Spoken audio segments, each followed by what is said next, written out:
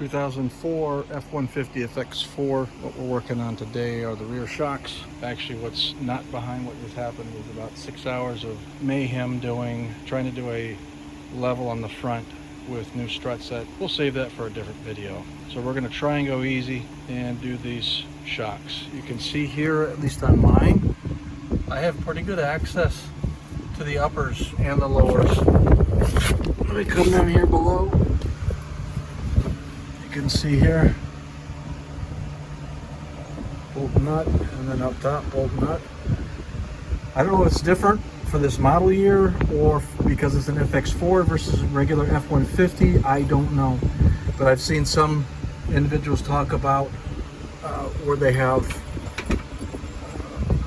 the upper mount for the shock is like somewhere buried up in there. They literally, a lot of them just cut it off. It looks like mine are going to be fairly easy, but now that I've said that, that means I'm going to fight them. But anyhow, let's get started. Let's get into this. All right, head of the bolt is a 15, nut on the opposite side is an 18. Bottom one's also 18 millimeter, nut on the inside, head of the bolt. I should say opposite, right? The nut's on towards the outside of the vehicle, towards the wheel. The head of the bolt is a 15. Once you have them loose, you can literally just work it around all the brake lines and whatnot. And there you got it. That is original in the vehicle, I'm sure. So one of the ways that you can tell that you got a bad shock, for sure.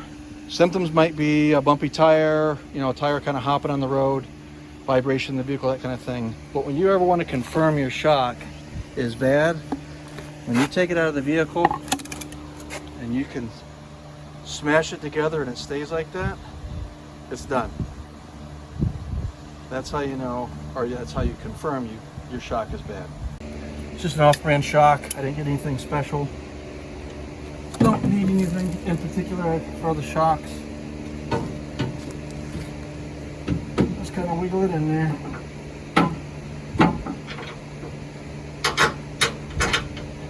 Started. Don't cut the strap or anything like that yet. You still got the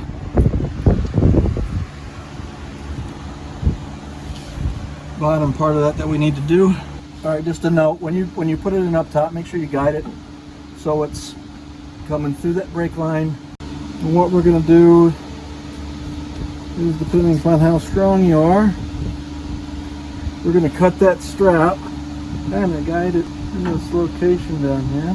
It might take a little coercion. It's kind of a snug fit, so it's really not going anywhere. And I think this bracket's been whacked once or twice. I'm just going to use a screwdriver to kind of orient it.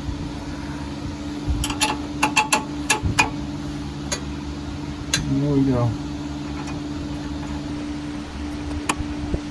Now I'll tighten those down with the impact.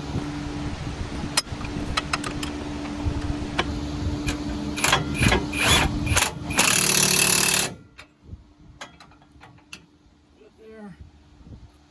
Go up to the top.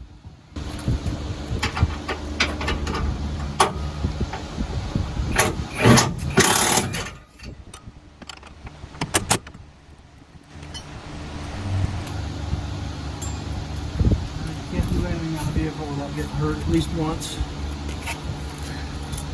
That thing came off and hammered my thumb. Alright, so we're going to remove the strap, clear that out of there, and you're done. Pretty simple, at least on this vehicle and in this setup. So, if you got any questions on how this was done,